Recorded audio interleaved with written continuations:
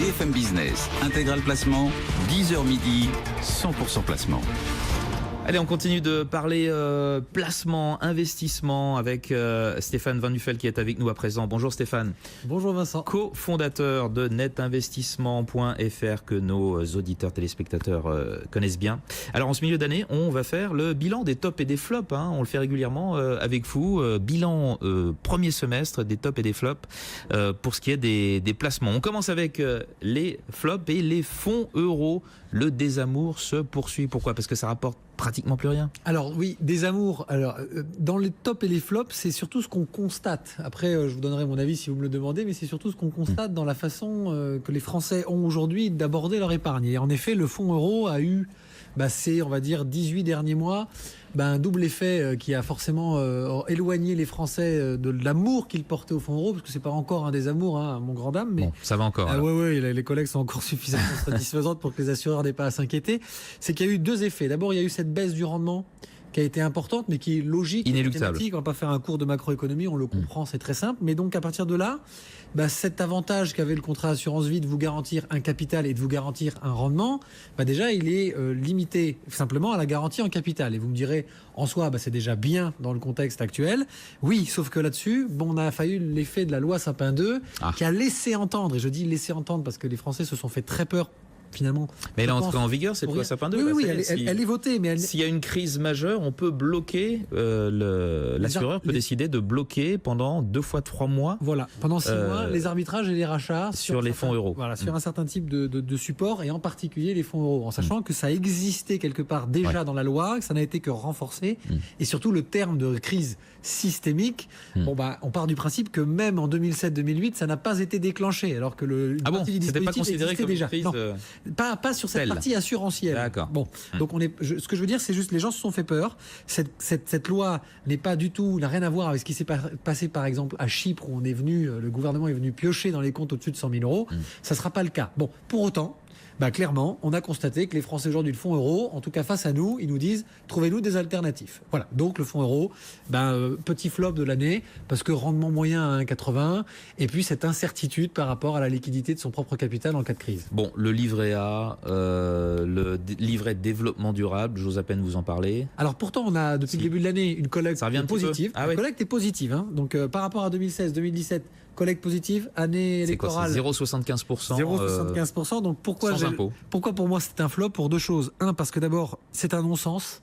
Ces livrets sont pour moi d'un point de vue patrimonial un non-sens parce que 0,75 avec une inflation qui est le double, vous perdez de l'argent en le plaçant et qu'il vaut mieux le mettre à 1,80 sur un fonds euro. Même si dans les premières années la fiscalité est forte, si vous rachetez votre argent, vous aurez toujours la moitié d'1,80, ça fait 0,90, c'est mieux que 0,75. Bon, une fois qu'on s'est dit ça, le flop forcément, puisqu'il a été annoncé que le livret A, la rémunération du livret A et du LDD ne serait pas revalorisée au 1er août comme ça, tout le monde l'attendait. Donc pour moi, c'est quelque part un peu un flop parce que les gens continuent à abonder sur ces livrets. Bien sûr, c'est pratique parce que vous pouvez débloquer l'argent en 48 heures de façon digitale. Mais enfin bon, ça fait pas rêver. Bon, voilà. Puis autre flop, les matières premières, le pétrole, les métaux précieux, l'or en particulier. On n'a pas le temps de développer là-dessus, mais ça fait partie des flops aussi. Les tops, on va garder du temps pour les tops. C'est mieux. Et puis pour parler de ce qu'il convient de faire pour le deuxième semestre. Parmi les tops, les fonds, actions, obligations internationaux. Un semestre porteur malgré des incertitudes. Et le meilleur exemple, c'est le fonds H2O Multibonds. Alors voilà, notamment H2O Multibonds, on va dire. Pardon. C'est un fonds obligataire international. Ils sont basés à Londres, donc vous pouvez très bien, il n'y a pas de souci. Groupe Natixis, mais basé à Londres. C'est un fonds d'obligation internationale géré par Bruno Kras, que tout le monde connaît, ou en tout cas qu'on ne présente plus trop. C'est un fonds qui nous intéresse, qu'il a une volatilité certes très forte, mais il a des rendements qui sont en phase de sa volatilité tout à fait acceptables. Et c'est un fonds qui, même dans des périodes extrêmement chahutées, où on n'arrête pas de dire les obligations c'est compliqué, etc., encore sur ce semestre, il a réussi à sortir une performance entre 5 et 7%. Donc moi je trouve que sur un semestre c'est très prometteur malgré tout ce qu'on peut dire sur le milieu obligataire. Donc je pense que c'est un fonds qui a donné de ses satisfactions. Maintenant est-ce qu'il faut le proroger? Moi je pense que oui, mais ce n'est que ma conviction. En tout cas c'est un bon top du premier semestre, encore une fois, puisque ça fait quand même quelques années que c'est un bon top annuel. La pierre papier, les SCPI de rendement en particulier. Pourquoi est-ce qu'on dit rendement? Il y a plusieurs catégories de SCPI, j'imagine. Oui, il y a des SCPI fiscales. Elles rapporte plus, celle-là. Voilà. La SCPI rendement, c'est des bureaux. D'accord. Bureaux, entrepôts, des murs de crèche, des murs de cliniques, etc. Donc on est sur des secteurs.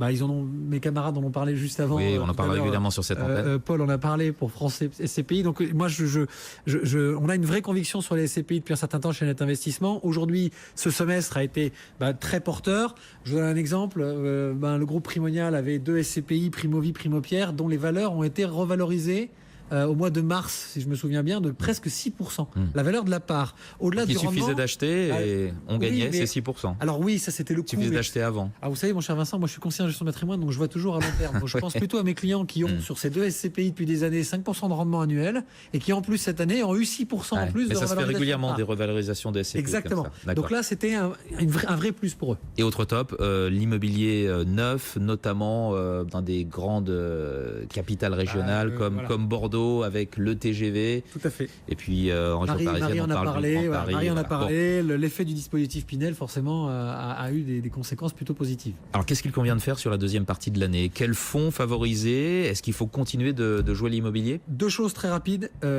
L'immobilier, la SCPI, mais plus sur l'angle, je continue à dire qu'il faut emprunter. J'en ai fait un espèce de leitmotiv, on va dire, il se répète.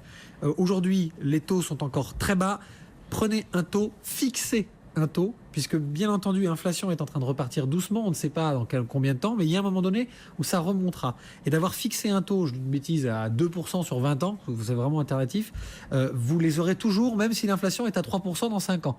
Et là, vous vous enrichirez simplement parce que votre coût de crédit représentera de moins en moins dans votre pouvoir d'achat, puisque vos salaires, etc., évolueront comme l'inflation. Donc l'immobilier neuf, bien sûr, Marie l'a rappelé, le dispositif Pinel ne va pas s'être arrêté, donc profitez-en. Pour autant, on ne sait pas dans quelles conséquences et dans quelles conditions il sera prorogé en 2018. Donc si vous voulez bénéficier de celui qui actuellement est en cours, faites-le. Une réservation ou un acte avant la fin de l'année vous permettra d'être protégé et d'avoir les conditions actuelles, parce qu'on ne sait jamais ce qu'il y aura après.